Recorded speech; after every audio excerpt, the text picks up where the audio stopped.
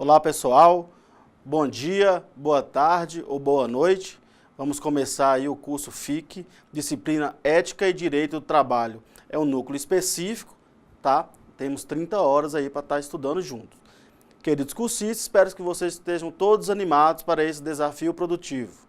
Certamente solidificará o conhecimento bem alicerçado em cada um de vocês.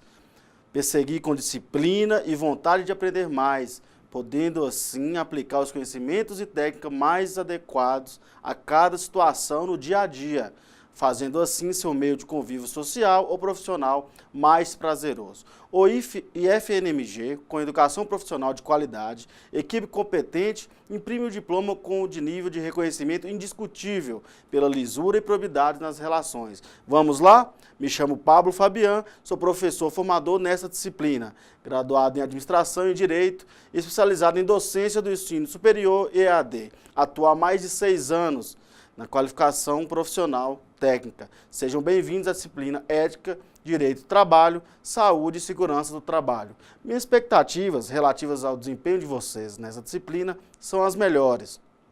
Espero que vocês consigam, no mínimo, ampliar as autorreflexões e das suas relações pessoais e profissionais. Certamente essa disciplina vai despertar em vocês, assim como despertou em mim durante o período de planejamento, de leituras, o questionamento de quando devemos agir eticamente, o quando temos que tomar nossas decisões baseadas em valores reais humanos e não em nossos impulsos. Meu desejo é que o conceito de ética seja enraizado com zelo, como parte da fundação de uma grande construção, que cada um busque em si ânimo e coragem necessários para fazermos o que é certo, o que a nossa consciência nos assinala como caminho bem que não nos deixaria em nossos pais, em nossos filhos, amigos e em nós mesmos menos orgulhosos dos atos praticados, quando os outros não estão vendo, definindo assim nosso caráter.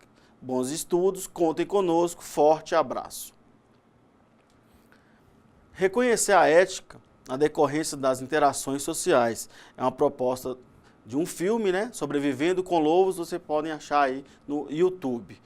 Vamos te dar uma noção bastante aí de como agir com ética, mesmo estando em lugares que, né, não está definido isso aí. Distinção dos conceitos de ética e moral. No contexto filosófico, ética e moral possuem diferentes significados. A ética está associada ao estudo fundamentado dos valores morais que orientam o comportamento humano em sociedade, enquanto a moral são os costumes, regras, tabus e convenções estabelecidas por cada sociedade. Usos e costumes. Os termos possuem origem etimológica distinta. A palavra ética vem do grego ethos, que significa modo de ser ou caráter. Já a palavra moral tem origem no termo latino morales, que significa relativo aos costumes. Ética é o conjunto de conhecimentos extraídos da investigação do comportamento humano ao tentar explicar as regras morais de forma racional, fundamentada, científica e teórica. É uma reflexão sobre a moral. Moral é o conjunto de regras aplicadas no cotidiano e usadas continuamente por cada cidadão. Essa regra orienta cada indivíduo, norteando suas ações, os seus julgamentos sobre o que é moral ou imoral, certo, bom ou mal. No sentido prático, a finalidade da ética e da moral é muito semelhante. São ambas responsáveis por construir bases que vão guiar a conduta do homem, determinando o seu caráter, altruísmo e virtudes, e por ensinar melhor forma de agir e de se comportar em sociedade. Vamos lá ao conceito de ética profissional. Ética profissional é o conjunto de normas éticas que formam a consciência do profissional e representam imperativos de sua conduta. Ética é uma palavra de origem grega, ethos, significa propriedade do caráter. Ser ético é agir dentro dos padrões convencionais, é proceder bem e não prejudicar o próximo. Ser ético é cumprir os valores estabelecidos pela sociedade que se vive. O indivíduo que tem ética profissional cumpre com todas as atividades de sua profissão, seguindo os princípios determinados pela sociedade e pelo seu grupo de trabalho. Cada profissão tem o seu próprio código de ética, que pode variar ligeiramente, graças a diferenças de áreas de atuação. No entanto, há elementos da ética profissional que são universais e, por isso, aplicáveis a qualquer atividade profissional, como a honestidade, responsabilidade, competência, etc. Código de ética profissional. O Código de ética profissional é o conjunto de normas éticas que devem ser seguidos pelos profissionais no exercício de seu trabalho. Este código é elaborado pelos conselhos que representam e fiscalizam o exercício da profissão. O Código de Ética Médica, por exemplo, em seu texto descreve: o presente código contém as normas éticas que devem ser seguidas pelos médicos no exercício da profissão, independentemente da função ou cargo que ocupem. A fiscalização do cumprimento das normas estabelecidas neste código é atribuição dos conselhos de medicina, das comissões de éticas, das autoridades de saúde e dos médicos em Os infratores do presente código sujeitar-se-ão às penas disciplinares previstas em lei. Vamos agora pincelar um pouco sobre os princípios gerais do direito. Princípios gerais do direito. Com o propósito de integrar o direito positivo, quando se mostrar lacunoso, ou seja, tiver brechas, a consciência do direito admite a elaboração de uma norma jurídica, valendo-se dos métodos teóricos dos quais será extraída a matéria que servirá de conteúdo à norma assim projetada no ordenamento jurídico. Portanto, deles podem ser tirados os elementos necessários para a constituição da norma aplicada ao caso concreto. Vamos pincelar agora sobre noções de segurança e higiene do trabalho. Segurança do trabalho é o conjunto de medidas que versam sobre condições específicas de instalações dos estabelecimentos e de suas máquinas, visando a garantia do trabalhador contra natural exposições e riscos inerentes à prática da atividade profissional. Higiene no trabalho é uma parte da medicina do trabalho restrita às medidas preventivas, enquanto a medicina abrange providências curativas. É a aplicação dos sistemas e princípios que a medicina estabelece para proteger o trabalhador, prevendo ativamente os perigos que, para a saúde física ou psíquica, se originam do trabalho. A eliminação dos agentes nocivos em relação ao trabalhador constitui o objeto principal da higiene laboral. Obrigações das empresas: cumprir e fazer cumprir as normas de segurança e medicina do trabalho. Instruir os empregados, por meio de ordens de serviço, relativamente às precauções a tomarem no sentido de evitar acidentes do trabalho e doenças ocupacionais, adotar as medidas determinadas pelo órgão regional competente, facilitar o exercício da fiscalização pela autoridade competente. Obrigações do empregado: observa as normas de segurança e medicina do trabalho, inclusive quanto às precauções a tomar no sentido de evitar acidentes de trabalho ou doenças ocupacionais e colaborar com a empresa na aplicação dos dispositivos legais envolvendo segurança e medicina do trabalho. Vamos ao termo agora insalubridade. São consideradas atividades ou operações insalubres aquelas que, por sua natureza, condição ou método de trabalho, exponham os empregados e agentes nocivos à saúde, acima dos limites de tolerância fixados em razão da natureza e da intensidade do agente e do tempo à exposição dos seus efeitos. A gente pode achar mais no artigo 189 da CLT, essa CLT está disponibilizada no AVA. O exercício do trabalho em condições insalubres assegura ao trabalhador o direito ao adicional de insalubridade, que será de 40%, 20% ou 10% do salário mínimo regional. periculosidade. São consideradas atividades ou operações perigosas aquelas que, por sua natureza ou métodos de trabalho, impliquem o contato permanente, a palavra aí, permanente, com inflamáveis ou explosivos em condições de risco acentuado. Então é inflamável, permanente, explosivo, é perigoso, não é insalubre, ok? Periculosidade está aí no artigo 193 da CLT. O trabalho nessas condições dá ao empregado o direito do adicional de periculosidade, cujo valor é de 30% sobre o salário contratual. Trabalho da mulher e do menor. Proteção do trabalho da mulher. Quando não específicas e por força de igualdade entre homens e mulher, constitucionalmente, ou seja, está assegurado no texto constitucional, as normas trabalhistas se aplicam sem distinção de mulher e homem, ok? Quando necessária proteção especial, assegurada por lei extravagante, esta prevalecerá. Se for menor de 18 anos, aplicam-se prioritariamente as leis de proteção aos menores de idade.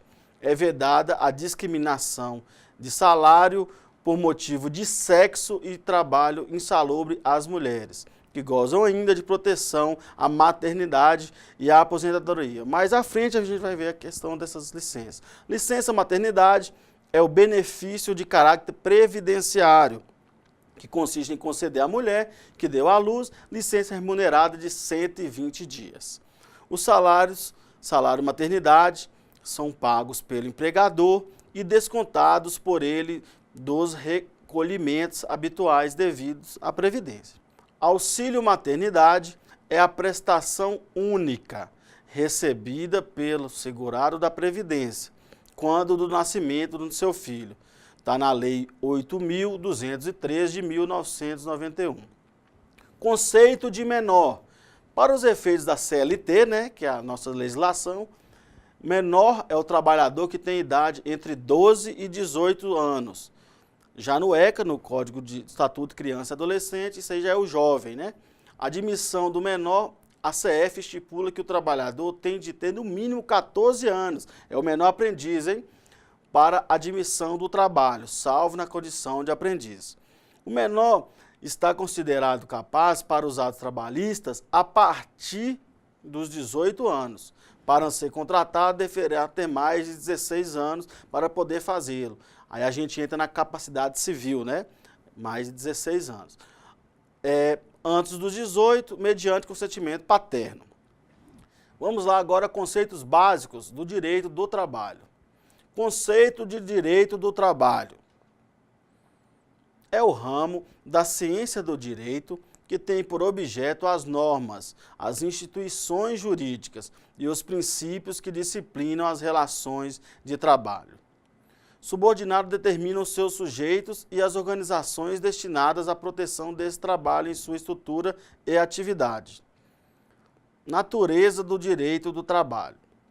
As normas do direito do trabalho pertencem ao direito privado, as referentes ao contrato de trabalho, que vão ser muito usados por vocês aí, né, caso sejam prestadores de serviços, né? Tá fechando contrato aí com o tomador de serviço. Contratante, vocês serão os contratados.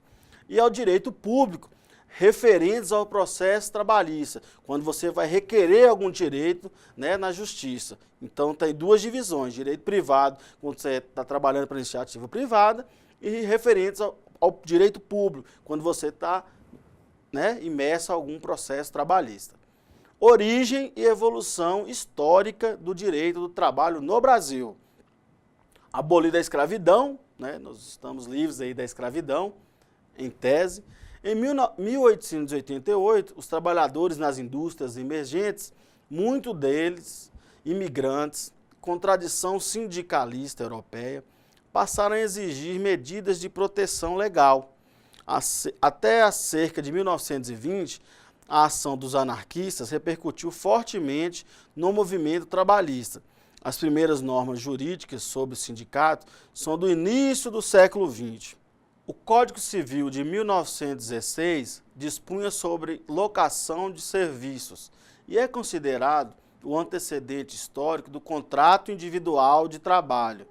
Na legislação posterior, na década de 30, com a política trabalhista de Getúlio Vargas, influenciada pelo modelo corporativista italiano, reestruturou-se a ordem jurídica trabalhista no Brasil.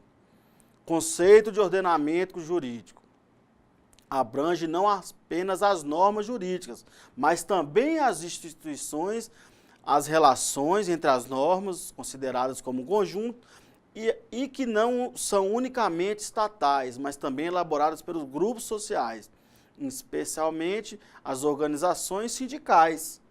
Os princípios e os outros aspectos do direito do trabalho situam-se como ordenamento abaixo do Estado, pelo Estado reconhecido, com características próprias, pondo-se como ordenamento, relacionado com o Estado com o qual se coordena ou qual se subordina específico das normas, instituições e relações jurídicas individuais e coletivas de natureza trabalhista.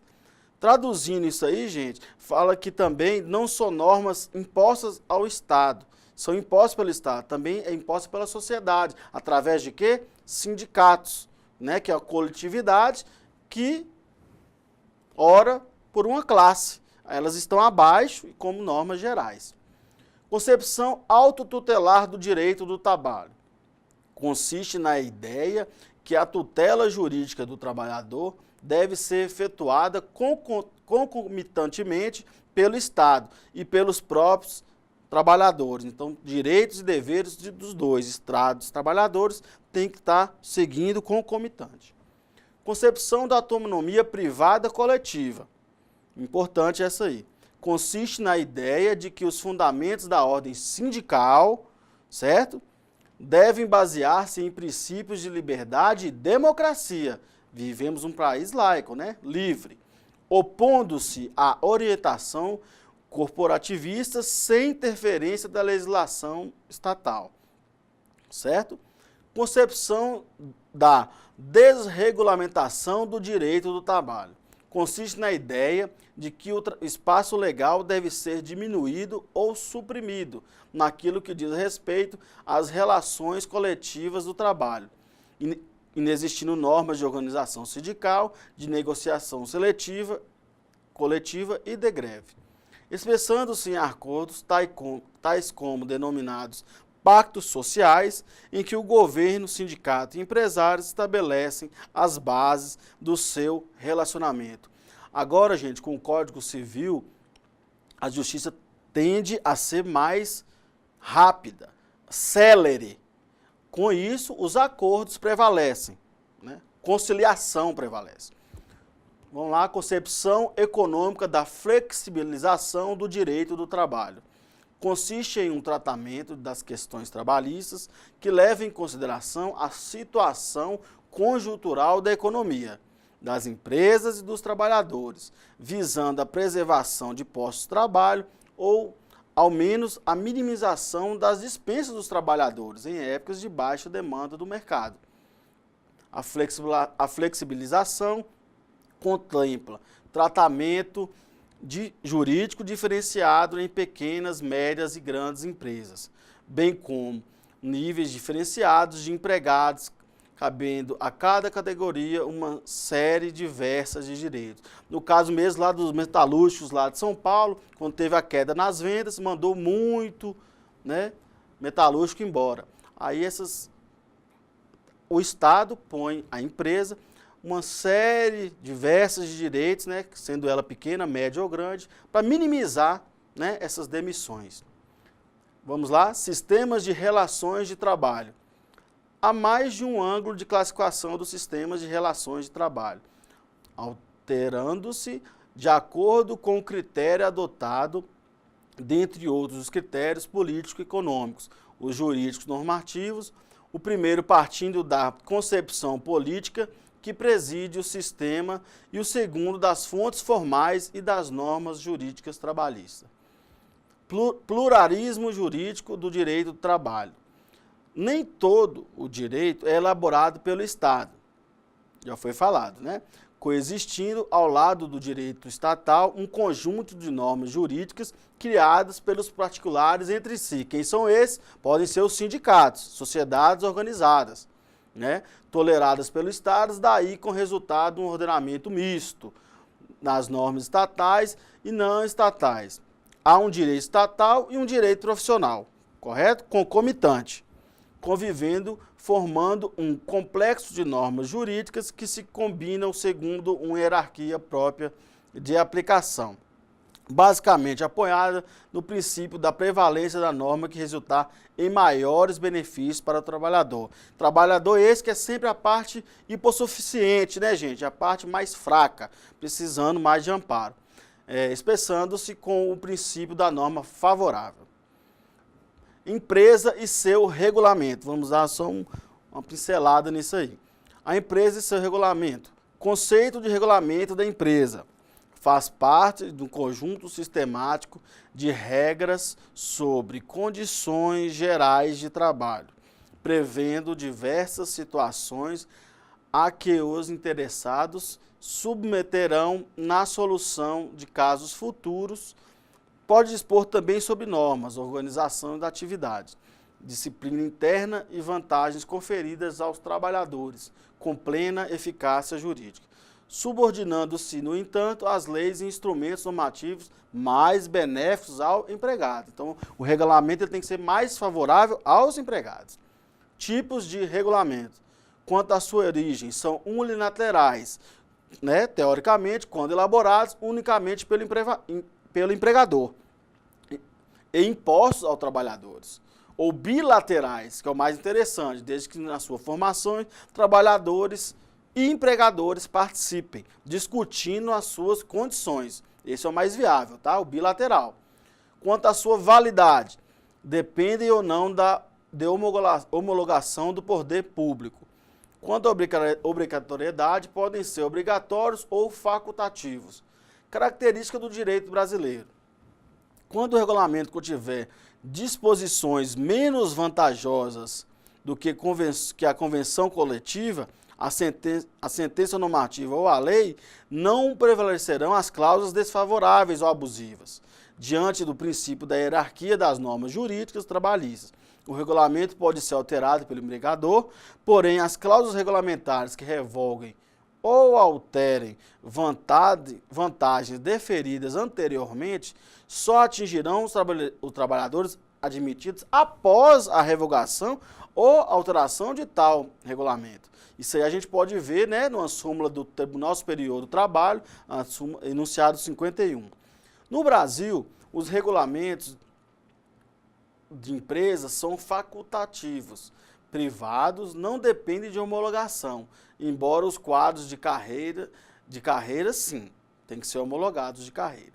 Interpretação das normas. Muito interessante a gente saber, né, interpretar as normas, ver se está favorável, né, ou desfavorável, para estar aí indo atrás dos direitos, né. Ato interpretativo.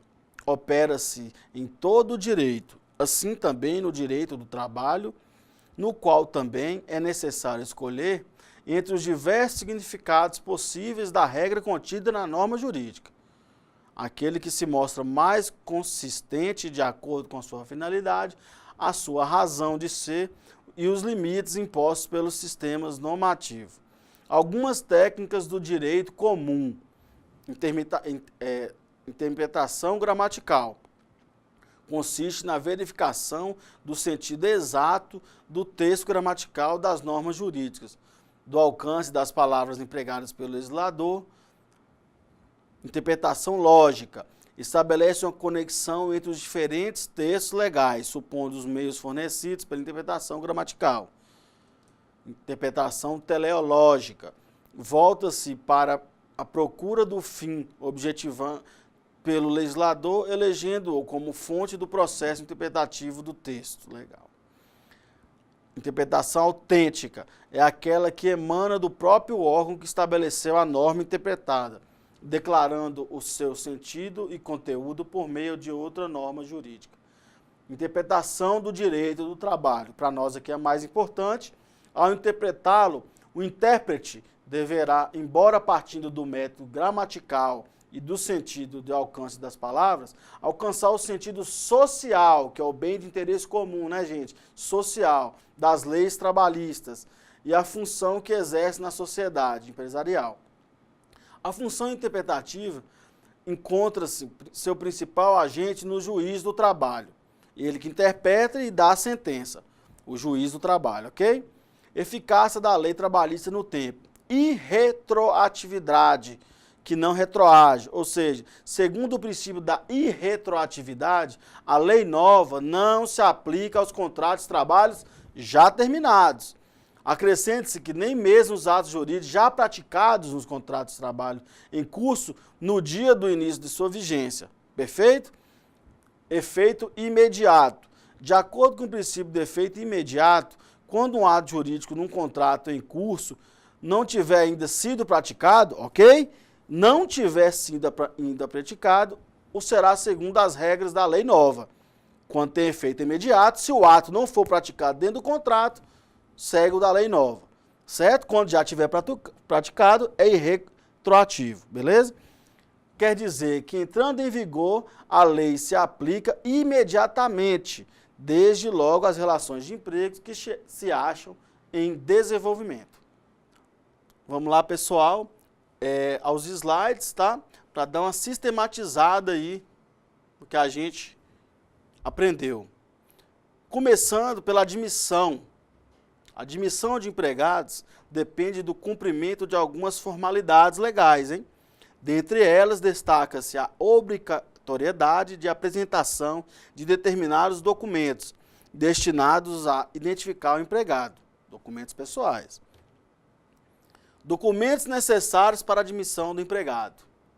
São os documentos pessoais, né, básicos, carteira de trabalho e previdência social, cartão de inscrição no PIS, PASEP, fotografia 3x4, cadastro de pessoa física, CPF, carteira de identidade, título de eleitor, atestado médico de capacidade funcional, né, de aptidão, né, e está no artigo 168 da CLT, lembrando que a CLT está lá no nosso AVA, quiser baixar, está lá completo o documento.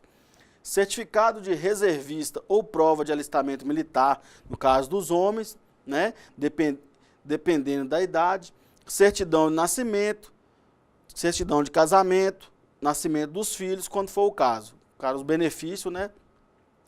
A empresa poderá tirar a ficha de antecedentes criminais, solicitar carta de referência do empregado anterior. Poderá, né? Mas não é por causa disso, não, que não vai te contratar, não. Registro de empregados, dados essenciais. Lá no artigo 41 da CLT, tem um registro de empregado que conterá as seguintes informações: nome completo, data de nascimento, filiação, nacionalidade e naturalidade, número da carteira de trabalho profissional, número do PIS/PASEP, a data de admissão, cargo, remuneração, jornada de trabalho, anotação de férias, acidente de trabalho e doenças profissionais, quando houver. Vamos lá? Na elaboração de um contrato de trabalho são necessários, vamos prestar atenção lá, gente, vamos fechar muitos contratos aí, hein? Capacidades dos contratantes, né? Maior de 18 anos, pode contratar, independente da autorização. Menor, igual foi falado lá anteriormente, entre 16 e 18 anos, depende de autorização dos representantes legais. Menor de 16 não pode contratar, salvo na condição de aprendiz. Quanto à sua duração, o contrato de trabalho pode ser classificado em determinado, é aquele cujo término previsto no ato da celebração só pode ser utilizado em alguns casos. Indeterminado é a regra geral de contratação, não determina a condição ou tempo de cessação. Obrigações acessórias. CAGED, Cadastro Geral de Empregados e Desempregados Mensais. GFIP, Guia de Recolhimento ao FGTS, Informações à Previdência Social mensais. RAIS, Relação Anual de Informações Sociais Anual. DIRF, Declaração de Imposto de Renda retido na fonte anual. Exames periódicos e de retorno ao trabalho. Isso aí, gente, são as obrigações acessórias, normalmente ali o setor de recursos humanos, contadores, né, que informam, por exemplo, a RAIS, que é a Relação Anual de informações sociais, exames periódicos, né, se houver, e de retorno ao trabalho caso a pessoa esteja afastada, que comunica aí com a Previdência Social, caso mais de 15 dias ele fica, né, afastado e recebendo pela Previdência. Vamos lá? Jornada de trabalho. Fixada pela Constituição Federal, 1988, são 8 horas diárias de trabalho, sendo 2 horas de intervalo para repouso, não podendo exceder as 44 semanais, correto? A CLT permite o máximo de 2 horas extras diárias, né? Valor superior no mínimo 50% da hora normal. Aí tem que verificar também se há o acordo coletivo lá, né? Você lembra que as normas também podem ser construídas pela sociedade, através dos sindicatos, né? Aí vamos ver se pode ter alguma coisa lá a mais, falando que pode cumprir mais de 2 horas. A empresa deverá fixar o quadro de horário de trabalho dos funcionários em local visível. Olha lá, né? O ato interpretativo, né? Aí a empresa vai ter que disponibilizar o quadro de horário do pessoal, né? Bem visível. Suspensão e interrupção do contrato de trabalho. Suspensão. O empregado não presta o serviço e o empregador não paga os salários, nesse caso. Todas as causas contratuais deixam de vigorar, não conta o tempo de serviço. Exemplo, auxílio-doença, período após o 16º dia, aposentadoria por invalidez, falta justificada, suspensão disciplinar, né? O retorno ao trabalho é conveniente. Existe a prova de cessação do motivo da suspensão, ok? Interrupção. Na interrupção, né, diferente da suspensão, a paralisação do contrato é parcial. Você viu que lá na outra é para de pagar e para de receber, né? Porque o trabalhador não trabalhou. Isto é, embora continue a existir, o contrato não se opera em sua plenitude. Permanecem algumas obrigações para o empregador. Exemplo, prestação de serviço militar obrigatório. Não há salário. Conta tempo de serviço. Depósito FGTS. Ok? O empregado sai ali para prestar serviço militar. Ah, vamos ver ali 9 meses, 10 meses. Não há salário. Conta tempo de serviço. Depósito da FGTS. Acidente de trabalho, também é outro exemplo. Não há salário. Conta tempo de serviço. Depósito na FGTS. Ausência por motivo de doença até o 15º dia. Conta tempo de serviço. Deve ser pago os 15 dias. Vocês viram anteriormente que no 16º fica pelo INSS. Período em que não houver serviço na empresa por culpa de responsabilidade da própria empresa, os salários deverão ser pagos, efetuados os depósitos do FGTS e conta tempo de serviço. Licenças gestantes, estabilidade do emprego, pagamento do salário, conta tempo de serviço e depósito para o FGTS. Pessoal, vamos finalizando por aqui. Obrigado pela sua atenção. Até a próxima. Boa sorte e bons estudos. Alguma dúvida? Tem meu contato, meu e-mail no AVA lá. Pode procurar a gente. Um abraço.